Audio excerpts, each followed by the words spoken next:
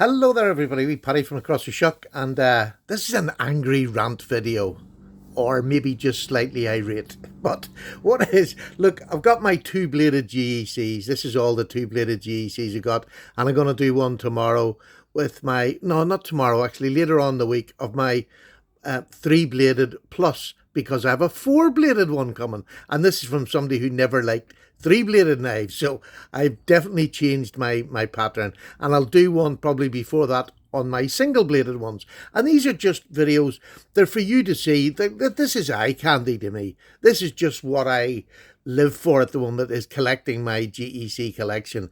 Are they the highest end knives in the world? No, they're not. Are they hard to get? Yes, they can be. Can you get them? Yes, you can.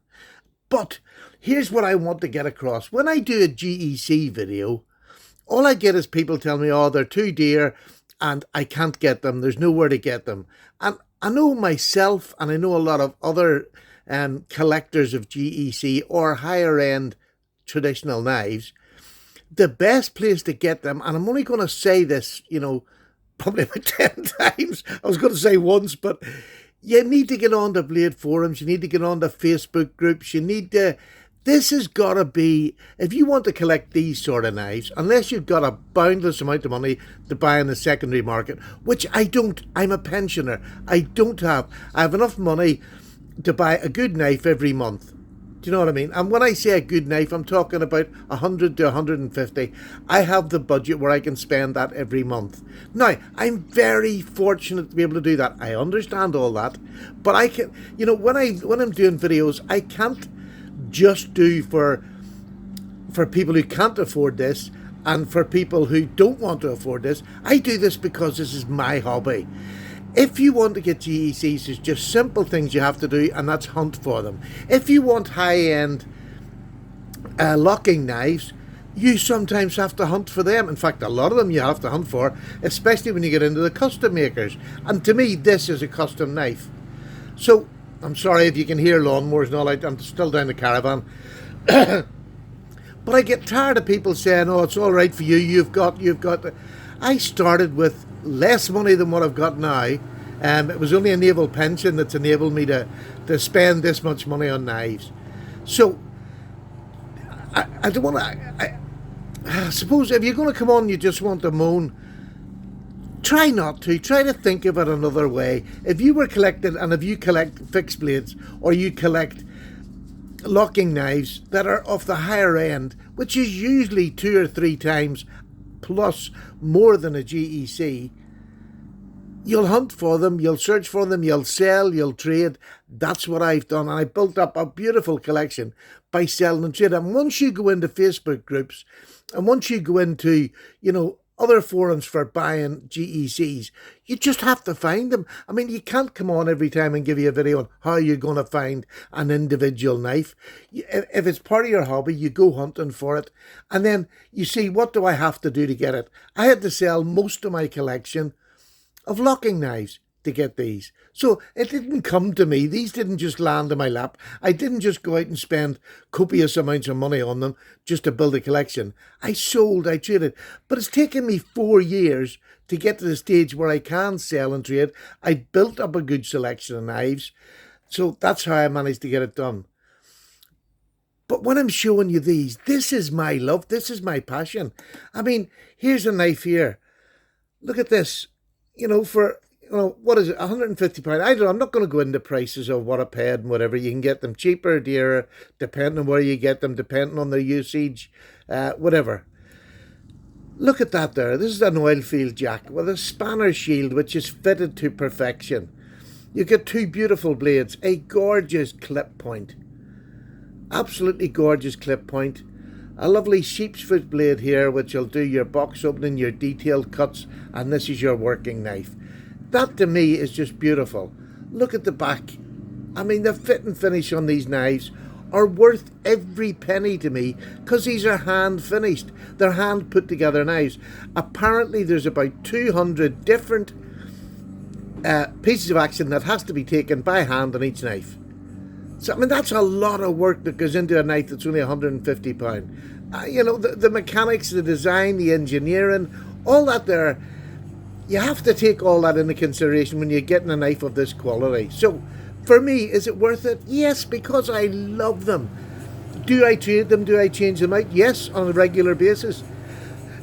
Because I see something I want more than what I've got, so I'll sell what I've got to go and buy the other. Sometimes I have to add a few quid to it, but once you build up, then you're able to do that.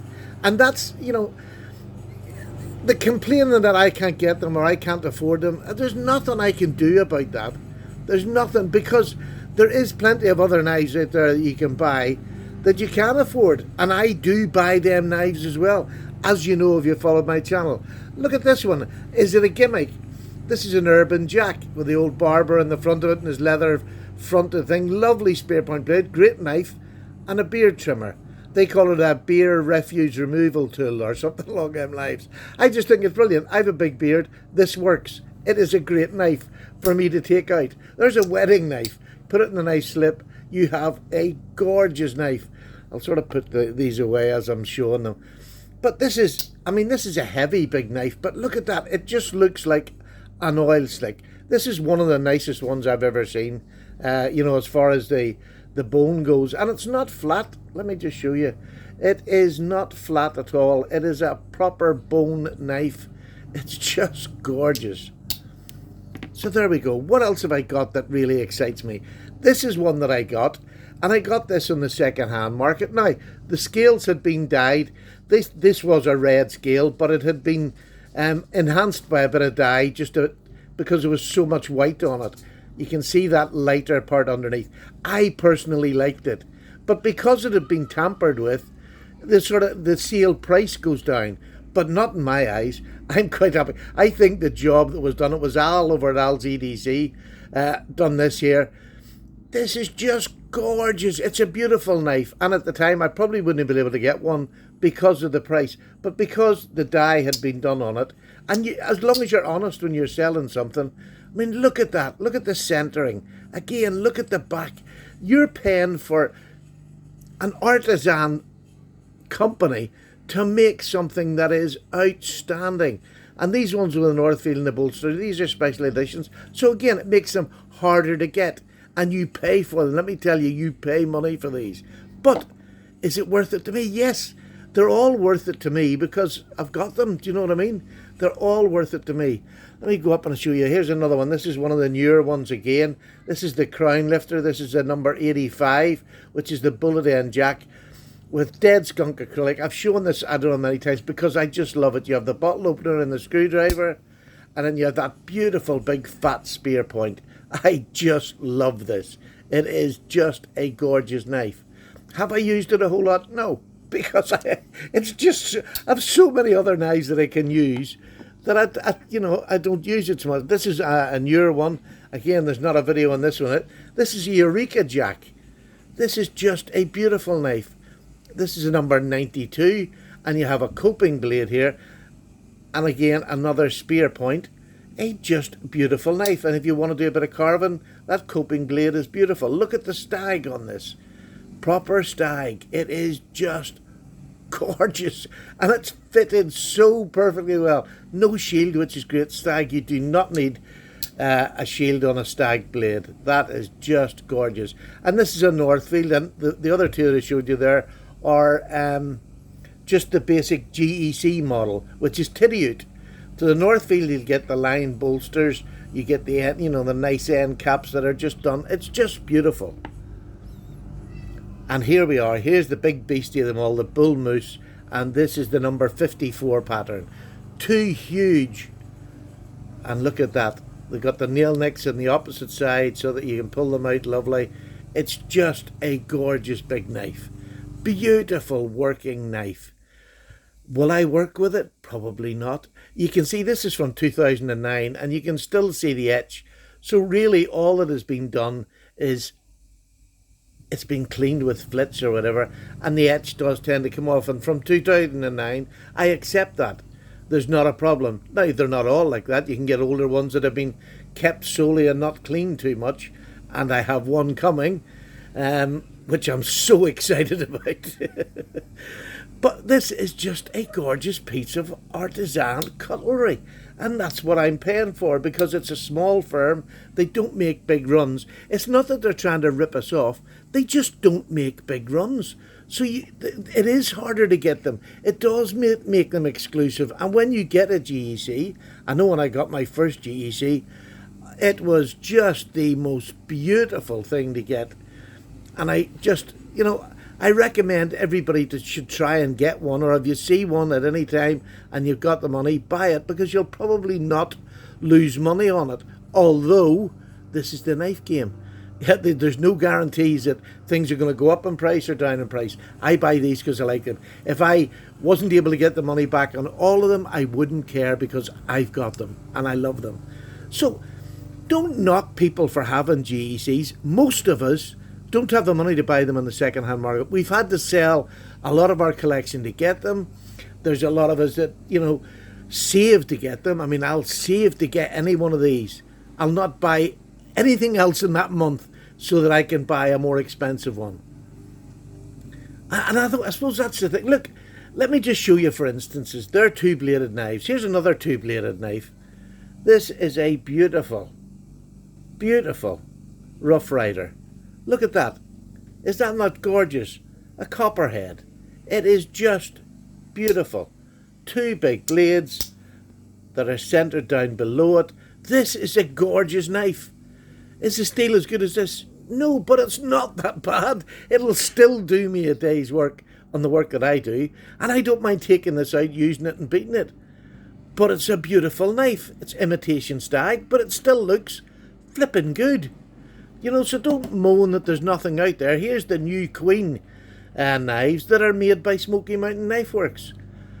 I mean, that is a beautiful Barlow. Look at it, ring bolsters, beautiful saw cut blade. Again, I've showed this because I love it, and I've showed it a lot. That is a beautiful Barlow with the new Queen logo in there. It's just lovely. The fit and finish, is it as good as these? No, but you're not paying anywhere near this amount of money. So as long as it opens and closes and the blade is secure and tight, and when I open this up, there is no movement in this. And this knife cost, I don't know, what did it cost? About 20 something pound, £22. I mean, that's just a beautiful knife in anybody's eyes. So don't worry if you can't afford GEC. It's something that comes with time. If you're just getting into the hobby, it's like, I don't know, you don't start as a professional footballer. You have to come through the ranks to go up. It starts off as your hobby, playing in the park, and you go through the ranks till you get up to the bigger knives. That's what knife collecting is. No different than any other hobby you'll do. There's a little Case Peanut. What a beautiful little knife. What a handy little fifth pocket knife that is just able to do all the little tiny jobs. Is the centering good? You better believe it in this one. It's just great. Look at the fit and finish in this one. I mean, we knock case all the time. I've got 3 or 4 cases that are perfect. And when you find them, you keep them. This is just a beautiful example. So it's all out there. It is all out there. And it's for all different sorts of people and all different sorts of where you want to get to in the knife collection. I know there's lots of people that go into the locking knives and they stay budget. Because 1, that's what they want to spend. And 2, they're quite happy to sit and watch videos of somebody with these high-end Chris Reeves. I have them as well. Chris Reeves or Russian knives or the high-end Chinese knives. They're quite happy for people to get them. But they don't want to spend any more. But yet they still want to be part of this hobby. And that's where, stop alienating people for whatever they want, whether it's budget or high-end. Just don't alienate anybody. This is a community that needs to be brought together rather than separated, because everybody else out there who doesn't like knives wants knives to be banned. They want them to stop because they keep thinking that knives kill people. And it's that old, the knives don't. It's the idiots that take out bread knives, kitchen knives and do that sort of thing. That's who kills people. I'm a collector. Do you know what I mean? I'm a collector. So, be a bit more open-minded. When you're in the comments and you're knocking somebody for what they've got, I've put all my efforts into this hobby and all my spare finances into this hobby because this is what I like. And, again, with somebody who's on very high-end custom knives, I love watching them videos. I'll never have one. Or so I thought when I began. I have one knife that's worth £600. I never thought I'd have a knife worth that much. It's only one. But, I've got something that's that valuable. And at the beginning, I was buying Ganzos and Rough Riders and all the cheaper knives, and I loved every one of them. And I still have a lot of them because they're just blooming good knives.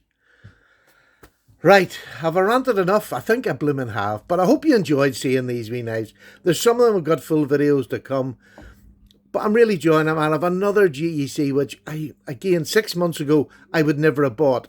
But my taste has changed and evolved in the last 6 months, where I've bought 3-bladed knives, and now I'm going for more. And it's to come this week, and I am like a school child. But look, enjoy the knives that people put out in front of you. If you don't have to be rude. You don't have to be rude. Just say I like your knife or I don't like your knife. You don't have to be rude with it. I don't like every knife that's on YouTube. In fact, I am bored stupid with a lot of the samey coming out from the same companies that look very, very similar to the one before or the one before that. So, but I'm not going to be rude to somebody, because if that's what you like collecting, that's what you like buying and you like using, do it. And some people only buy one of them. What we do as YouTube creators is give you the umbrella of all the knives that company makes. You might only buy one, but if you don't see 20, you don't know which one's going to be the best one for you. And that's the joy of knife collecting, is getting to see everybody's knives. So watch, like, subscribe to as many knife reviewers as you can, especially the newer ones coming along. Subscribe to them. That's the important thing. Make them part of the community. Don't just knock them off because they do traditional knives or whatever. Subscribe. Give them a chance. Watch them. They can change in 5 years' time. That YouTuber that you're not subscribed to now can be overtaking you, and he could be in the same genre you are. And what's he going to think of somebody that's been around all that time and has not watched any of his videos? And I know we can't watch every video, but just don't be frightened to hit a like and subscribe on a channel that you maybe not going to watch all the time, but just give them a bit of support. Let them feel wanted. Anyway, I'm away. Come on, enjoy. Cup of tea time. Take care. Bye-bye now.